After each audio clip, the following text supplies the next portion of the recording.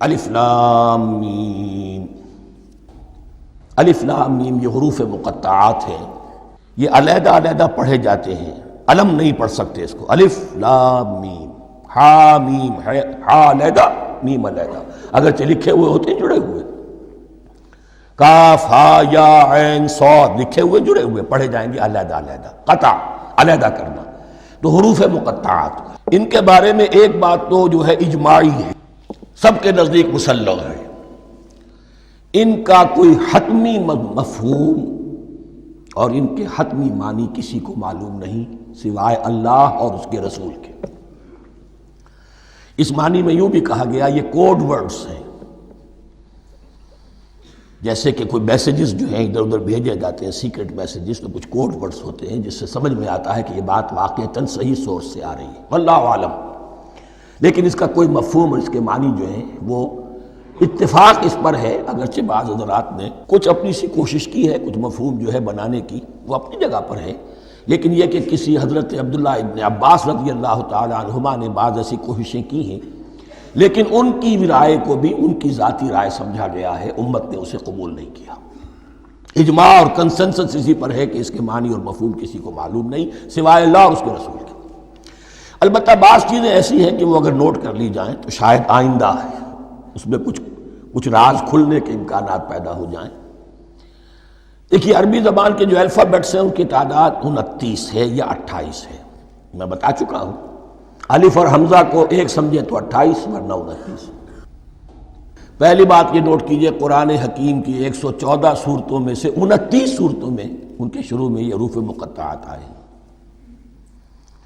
دوسری بات یہ کہ اس میں 28 کا نصف کیجئے تو 14 استعمال ہوئے، 14 نہیں استعمال ہوئے،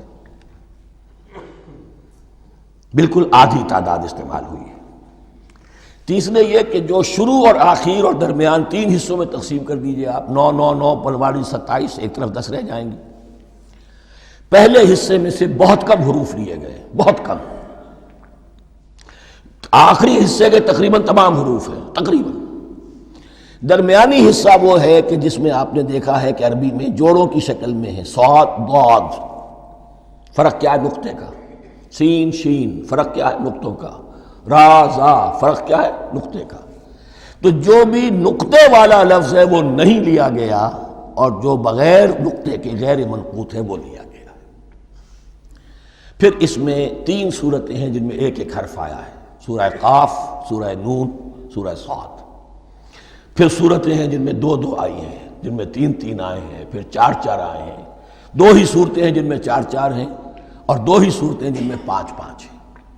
تو یہ ہے صرف یوں سمجھیے کہ اعداد و شمار۔ اس کے حوالے سے کچھ آدمی غور کرے تو شاید کوئی بات نکلے۔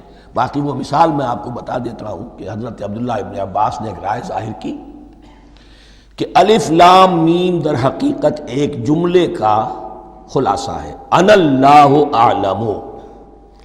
پہلا لفظ انا، اس کا الف لے لیا، درمیانی لفظ اللہ، اس کا درمیانی لام لے لیا، تیسرا لفظ اعلم، یہ آخری لفظ ہے، آخری حرف میم لے لیا، انا اللہ اعلم، میں اللہ جانتا ہوں، واللہ اعلم، واقعتاً اللہ ہی جانتا ہے۔ یہ حضرت عبداللہ ابن عباس کی رائے ہے، لیکن اگرچہ انہیں حبر الامت مانا گیا ہے، لیکن یہ کہ ان کی اس رائے کو بھی اکثر و بیشتر مفسرین نے قبول نہیں کیا۔